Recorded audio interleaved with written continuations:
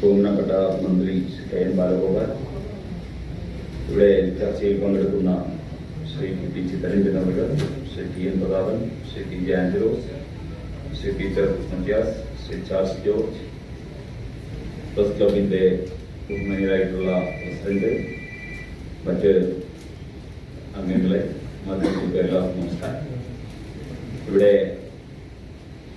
എൻ്റെ റോള് എന്തായാലും Shri T N പ്രതാപനും ശ്രീ ടി ജെ ആഞ്ചലോസും പറഞ്ഞ കാര്യങ്ങളുമായിട്ട് ബന്ധപ്പെടുമ്പോൾ ആ രീതിയിൽ വൈകാരികമായിട്ട് സംസാരിച്ച് ഈ സെമിനാറിൻ്റെ ഒരു തലത്തെ ഞാൻ കുറയ്ക്കാൻ ആഗ്രഹിക്കുന്നില്ല. നമുക്കറിയാം, ഈ ഇന്ത്യ മഹാരാജ്യത്ത് ഇത്തരത്തിലുള്ള ചർച്ചകൾ മുമ്പ് നടന്നിട്ടുണ്ട്.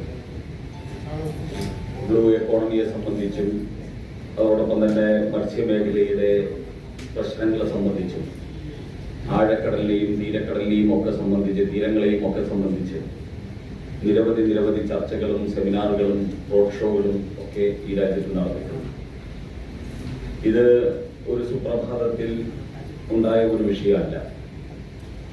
ഈ രാജ്യത്ത് ലോകത്തിൻ്റെ 71% വരുന്ന സമുദ്രം, ആ സമുദ്രത്തെ പ്രയോജനപ്പെടുത്തി ലോകത്ത് വരും തലമുറയ്ക്ക് പാരിസ്ഥിതികമായിട്ടുള്ള സന്തുലിതാവസ്ഥ നിലനിർത്തിക്കൊണ്ട് എങ്ങനെ മുന്നോട്ട് പോകാം എന്നതിനെ സംബന്ധിച്ചുള്ള ഗവേഷണങ്ങളും ചർച്ചകളും ആഗോളതലത്തിൽ നടന്നു വരുന്നതാണ്.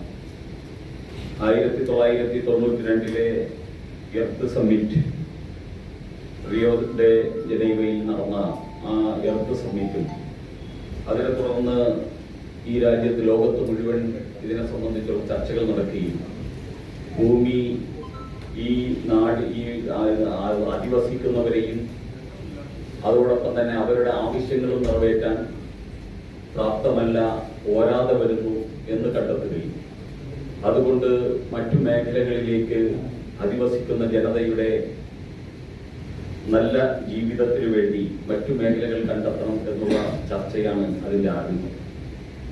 2003 നേരത്തെ ഇവിടെ സൂചിപ്പിച്ചു, 2003 ശ്രീ ടി ജെ ആഞ്ചലോ സൂചിപ്പിച്ചു, ജിം പദ്ധതിയുടെ ഭാഗമായിട്ടും ഇത്തരത്തിലുള്ളൊരു പരിശ്രമം നടത്തിയിരുന്നു.